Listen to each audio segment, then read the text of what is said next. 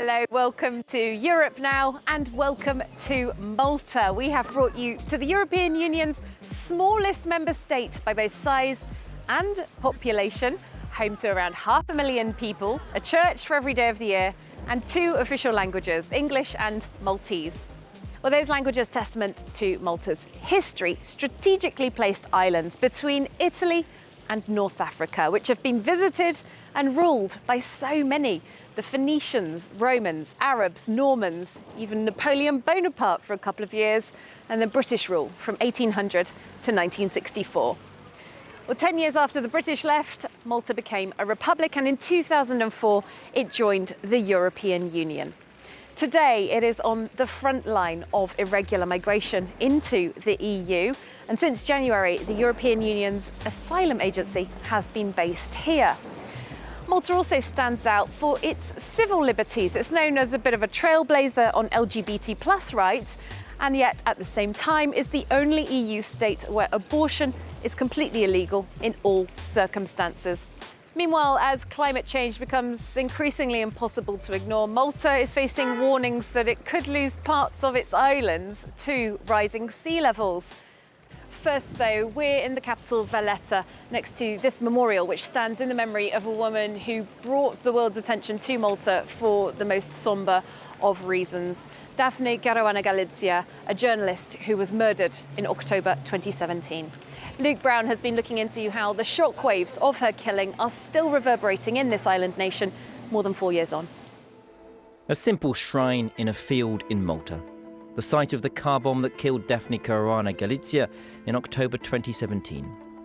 The assassination of an investigative journalist set off shockwaves on the island. 4.5 years on, some still keep the flame of her memory alive. Alessandra Di Crespo is part of a civil society NGO, Repubblica. We won't stop. Not until justice is served anyway, and justice is a long way off. We're nearing the 5th year now, and we need to keep these candles going, especially just opposite the law courts, you know? Those are the law courts, and that's where justice must be done. In 2020, Prime Minister Joseph Muscat resigned amid mass protests and allegations that his chief of staff was linked to the case. None of the alleged masterminds have yet faced trial. Last year, a landmark public inquiry ruled that the government did bear responsibility for the murder, blaming it for creating a climate of impunity. Its recommendations have yet to be implemented by the new government. Daphne's family continues to fight for justice and pursue her legacy. Malta has a chance to turn itself from a pariah, a negative example, into a positive example, show the way forward. The public inquiry was a huge achievement in itself. There's never been a public inquiry into a journalist's murder anywhere in the world. It's a world first. That's what Malta has to do. It's got to fix all the problems the inquiry documented. And all the people Daphne exposed have to be prosecuted and face justice themselves. The public inquiry's panel of judges called for freedom of the press to be enshrined in the Constitution. But for Herman Gresh, chief editor of Malta's biggest newspaper, the current government has yet to take any steps to respect independent media. We have a government which pretends that the media does not exist. We have asked the Prime Minister for a one-on-one interview. This is Malta's biggest news organization, and he has not accepted. Unfortunately, we have a government that does not acknowledge the press to be the so-called fourth pillar of democracy. France 24 contacted the Maltese government communications department for comment, but has received no response to date. 3 weeks after Daphne's death, journalist Caroline Muscat set up The Shift, a news site with a simple mission. I very often get the same question: are you a journalist or are you an activist? We don't have that option in this country because we can't do our work before we correct the context in which we work. We can't call ourselves independent journalists, where to fill a newspaper every day, we are completely reliant on government or political sources. That is why The Shift is so different. Some lessons haven't been learnt from Daphne's death. Just like Daphne, Manuel Delia is an anti-corruption blogger. And just like Daphne, he's been vilified by the government, his face plastered on political billboards. The real danger is not in history repeating itself to Daphne's end, but the experience that she had in her life of being under constant assault by an alliance of political parties who want to discredit her, and criminals who want to get away with their crime. And sometimes they're the same people. Yes, we still get that. We still have to push back on it. Despite its role in the Daphne case, the governing Labour Party of Robert Abela won a landslide in the March election, its third straight win.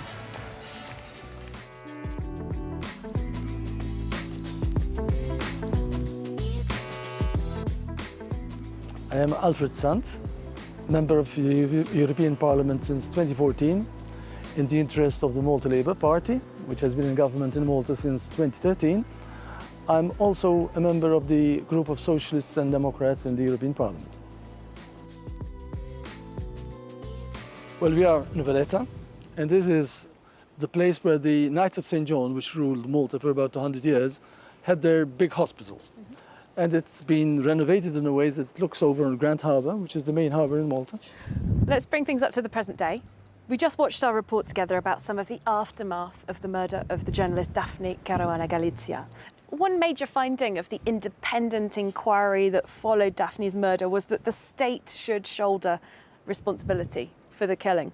But however, Daphne's sister, many journalists say that the state's interactions with the media haven't actually improved. I think they're exaggerating, frankly.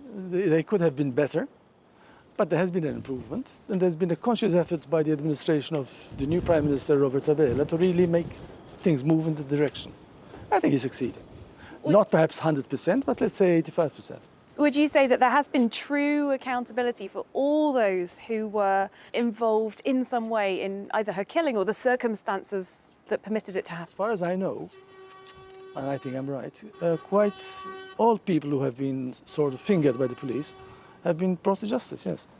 Another issue we're going to look at in our programme is the fact that abortion is totally illegal here in Malta, as you know. It is estimated around 300 to 400 Maltese women do still terminate pregnancies every year. It's the only EU state where abortion is totally illegal. Is Malta prepared to have a discussion about this? Depends who Malta is in this context. There are some people who would like to have it, I agree with them. Others say it's not an issue. I think it is an issue.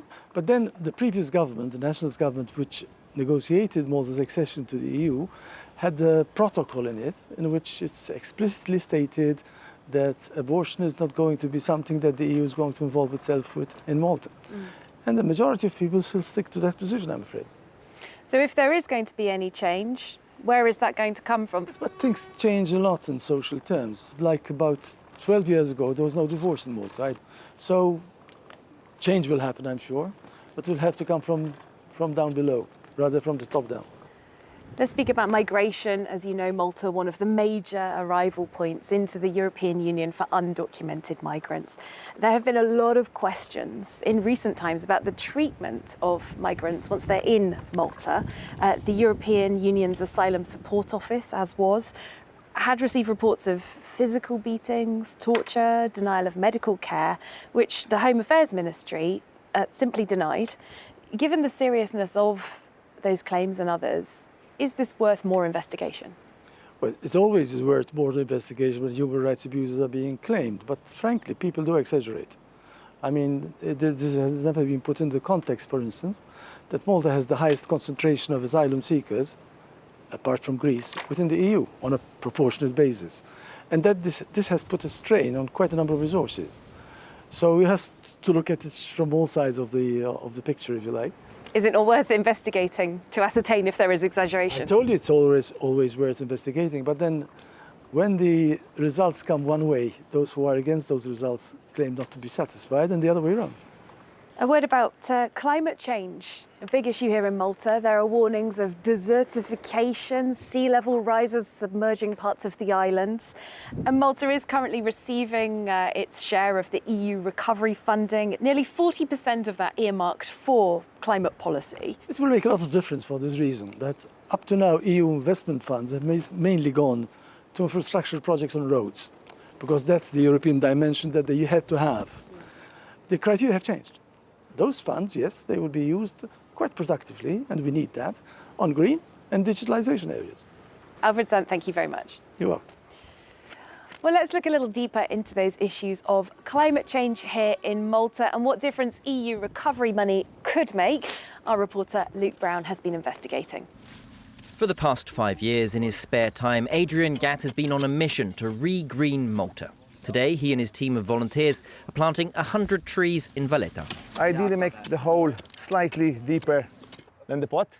In all, he's planted 3,000 trees, all local species that can cope with the heat, slow down desertification and boost biodiversity. We're trying to do something to remove this idea of a barren wasteland into something greener. The idea of one person can get a group of people who probably never thought of doing something similar and get all these people in action. So I think the miracles have started.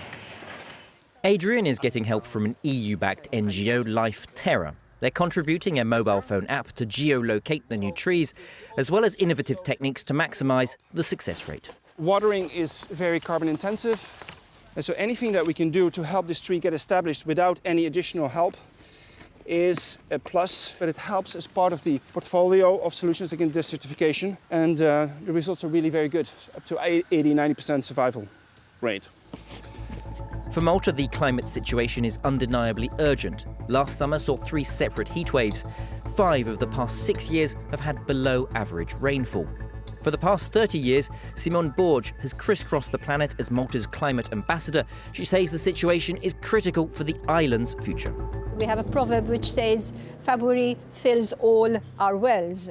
And in fact, it has been one of the driest Februaries ever. But so has last year's February and the one before. If climate continues to get warmer and hotter and drier and Malta becomes a desert, it will be a very different Malta, not what we have today. Climate change is at the forefront of the European Union's post-COVID recovery plan in Malta.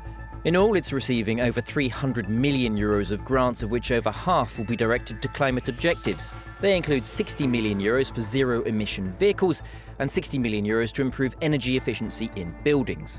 But beyond reducing carbon emissions, Malta also has to confront the impact of climate change. In November, 1/3 of a normal year's rain fell in just 1 month. To counteract flash flooding in densely urbanised areas, the EU has financed 85% of this €54 million tunnel network. With no natural lakes or rivers, freshwater itself is scarce. The Maltese use 10% less water than the EU average, 110 litres a day each. They hope to save another 8 litres with this EU-funded educational campaign. That's vital. 60% of drinking water comes from the desalination process, but it's a costly and energy-hungry solution.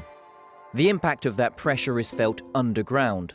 Overuse of Malta's groundwater resources risks making what water is there saltier.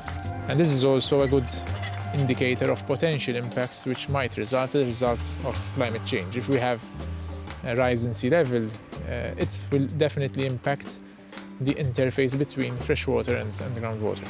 Caught between the blazing sun and the Mediterranean Sea, Malta is vulnerable to climate change. Rising sea levels threaten Malta's coasts and beaches. The EU is funding a €600,000 study to evaluate the threats before it's too late. Time now to hear from a member of Malta's main opposition, Peter Agius, a spokesperson for the Nationalist Party. This is the village of Marsashlok, the south of Malta. It's a fisherman's village, as you can see. On the other side, you will see the power station, which generates all the electricity that this island needs, apart from the renewables. As you said, we're standing here opposite Malta's one and only power station, which was, in fact, being investigated by Daphne Galizia at the time of her murder. Green members of the European Parliament have been opposing more investment in this power station, saying it makes Malta too dependent on dirty energy. When it comes to the future, investing in a permanent gas pipeline, I see the point of several members of European Parliament expressing doubt on whether European funds should go to finance something which is involved in this kind of corruption. But the future of the Maltese people requires that we have stability and cleaner energy. There are renewables here on the islands. Is that not an option, to have more energy for Malta from renewables? Of course, we need to do more. We cannot expect things to change overnight. There's a lot of hope and expectation for Malta to go electric also with our cars. And I think we're moving forward on that, but we need to accelerate the pace. There are still those here in Malta who say that European accession wasn't the greatest idea. Your party campaigned for accession. There was a 54% majority, though. That's quite fine. Has European accession been as good for Malta as your party thought it would be? No, I think we made European accession work, especially in the first 10 years of accession.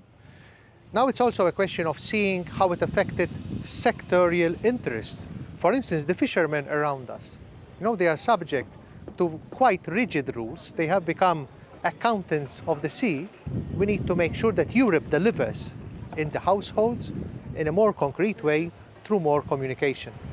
Malta is the smallest EU member state. Geographically, it's on the periphery. How big of an impact can Maltese voices have in Europe? You can't say that the size of a country is a major handicap. It's not. The European Union model is very democratic, and I've seen many cases where the voice of the smallest country, the voice of the smaller one around the room, is heard if it's well versed. Peter Agius, thank you for your time.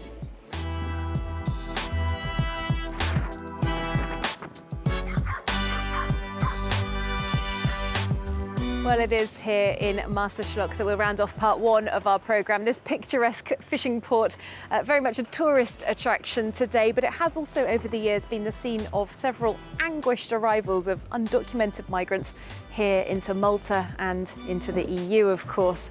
That is one of the topics that we will be delving into more deeply in part two of the programme. That's coming up in just a couple of minutes' time. Hope to see you there.